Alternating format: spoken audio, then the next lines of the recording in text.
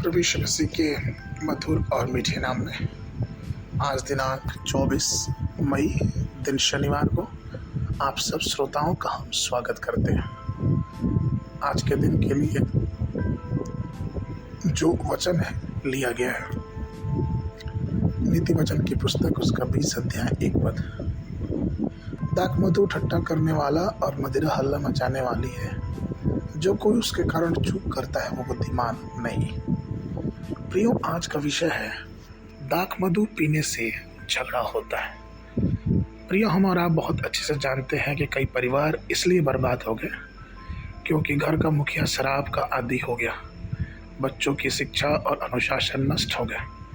जो घर कभी गरिमा से भरे थे अब उनका सिर शर्म से झुक गया। यहाँ तक कि मसीही परिवारों में भी जहाँ दुआ प्रार्थना होनी चाहिए अब वहाँ युवा शराब पीने की लत में पड़ चुके हैं।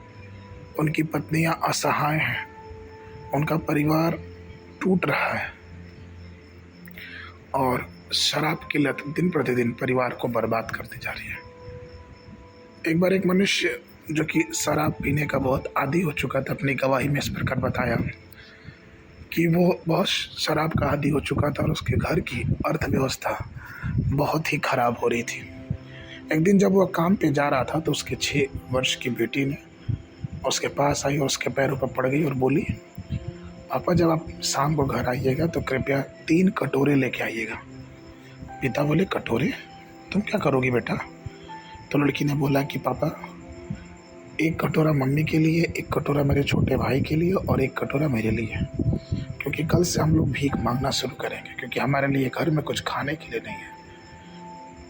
उस मासूम की बातों को सुन के उस भाई के दिल में ऐसा चोट पहुंचा कि वो परमेश्वर के चरणों में चला गया। परमेश्वर से कहा उसने कि परमेश्वर आप मेरी मदद करें क्योंकि मुझसे ये आदत नहीं छूटती है।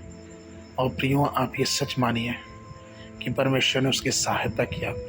उसने अपने आप की सहायता किया और परमेश्वर ने भी उसकी सहायता किया और धीरे धीरे उसकी शराब की लत से वो मुक्त हो गया। नीति वचन 23, 29 से 33 पद ये कहता है, कौन कहता है हाय, कौन कहता है हाय हाय, कौन झगड़े रगड़े में फंसता है, कौन बक बक करता है, किसके अकारण घाव होते हैं, किसकी आंखें लाल हो जाती हैं। उनकी जो दाख मधु देर तक पीते और जो मसाला मिला हुआ दाख मधु ढूंढने को जाते हैं। जब दाख मधु लाल दिखाई देता और कटोरे में उसका रंग सुंदर होता और जब वह धार के साथ उड़ेला जाता तब उसको ना देखना, क्योंकि अंत में वह सर्फ की नाई डसता और करैत के समान काटता है। तो विचित्र वस्तुएं देखेगा और उल्टी सीधी बातें बकता रहेगा। प्रियो, इसलिए बहुत ज़रूरी है कि हमें इन सब बातों से दूर होकर परमेश्वर के करीब होना चाहिए, क्योंकि लूका का 21:34 वचन कहता है, इसलिए सावधान रहो, ऐसा ना हो कि तुम्हारे मन खुमार और मतवालेपन और इस जीवित और चिंताओं से सुस्त हो जाओ और वह दिन तुम पर फंदे की नाई अचानक आ पड़े। इसलिए प्रियो, आइए अपने जीवन को फिर से एक बार प्रभु के हाथों में समर्पित करें और प्रभु से उसकी करुणा और उसकी दया की भेंट मांगे। आगे के मनन के लिए नीति वचन उसका 23 अध्याय 20 और 21 पद। दाख मधु के पीने वालों में न होना, नमाज के अधिक खाने वालों की संगति करना, क्योंकि पियक्कड़ और खाऊ अपना भाग खोते हैं और पीनक वालों को चिथड़े पहनने पड़ते हैं। बाइबल अध्ययन के लिए सुबह के समय पहला इतिहास 22, 23, 24 अध्याय। संध्या के समय यूहन्ना रचित सुसमाचार 8 अध्याय 28 पद से लेकर 59 पद तक। परमेश्वर आप सबको आशीष देवे। सबको